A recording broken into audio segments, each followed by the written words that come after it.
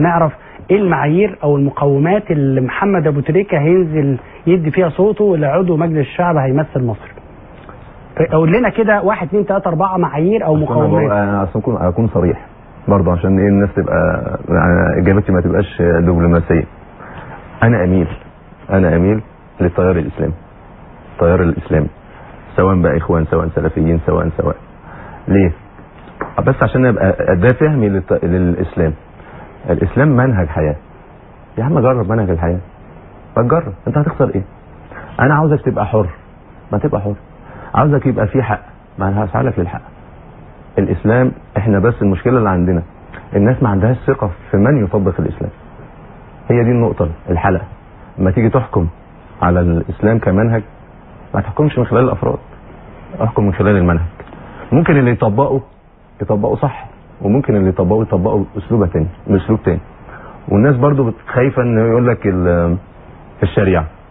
طب ما انا كنت كل ما اقرا سوره الاعراف الف لام ميم صاد كتاب انزل اليك فلا يكن في صدرك حرج منه. طب بيخاطب مين؟ ده بيخاطب النبي صلى الله عليه وسلم. بيقول له ما يبقاش عندك حرج من كتاب ربنا وشرع ربنا ومنهج ربنا. بس مين اللي هيطبقه ويطبقه ازاي؟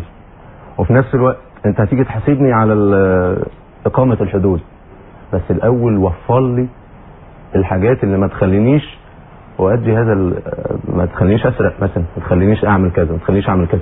وفر لي الامور دي الاول وبعد كده حاسبني.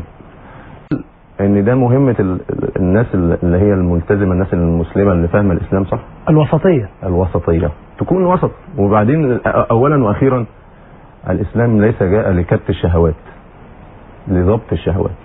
ايه اللي يميز الانسان سوري في اللفظ عن الحيوان؟ ما هو ده عنده شهوات وده عنده شهوات. العقل. وفي نفس الوقت انا لما اجي اختزل الاسلام في الشهوات، ده خمره، ده كذا، ده سياحه، ده كذا، ده كذا.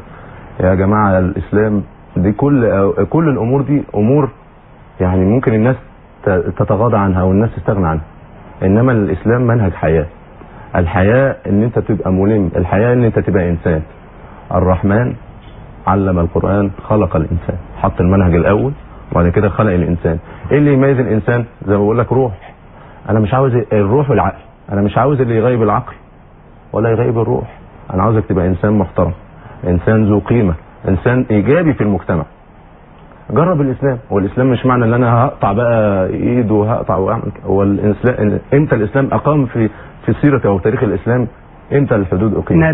نادرا. وفي نفس الوقت عشان بس الناس ما تاخدش الكلام مفهوم تاني، وهو الاسلام بيتعامل مع الاخرين، مع المسيحيين، مع كذا مع كذا مع كذا، وفي حب وفي تعاون.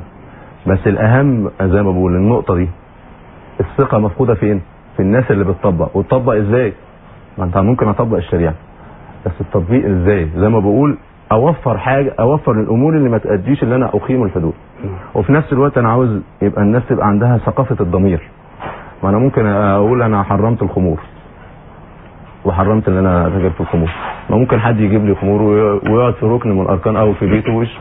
انا مش عايز كده. انا عاوز ثقافه الضمير تبقى موجوده، لان انت اولا واخيرا بتراعي ربنا سبحانه وتعالى. يعني اللي انا استشفيته من كلامك يا كابتن محمد ان النظام في مصر يحتاج الى ناس عندهم امانه، عندهم كفاءه، عندهم اعتدال، وعندهم وسطيه، وعندهم خبره وعندهم كفاءه. وايضا انت بتقول انا المرجعيه بتاعتي انا مرجعيه اسلاميه، وده انا احييك على كده. ان دايما الناس لازم يبقى الانسان يبقى واضح مع الناس، والناس دايما تحب ان الانسان يكون واضح معاها. لكن عايز اقول لك حاجه يا كابتن ابو تريكة، انت وضحت حاجات كتير جدا. الشبهات اللي هي كانت بتقع على كثير من الاسلاميين في الفتره اللي فاتت، انت قلت ان ادوهم المحك وادوهم التجربه وفي الاخر حاسبوهم. الكلام ده مهم جدا، ولكن احب ان انا اطلع تقرير برضه هيسعدك، وتقرير مهم جدا نشوف حب الناس لابو تريكة عامل ازاي.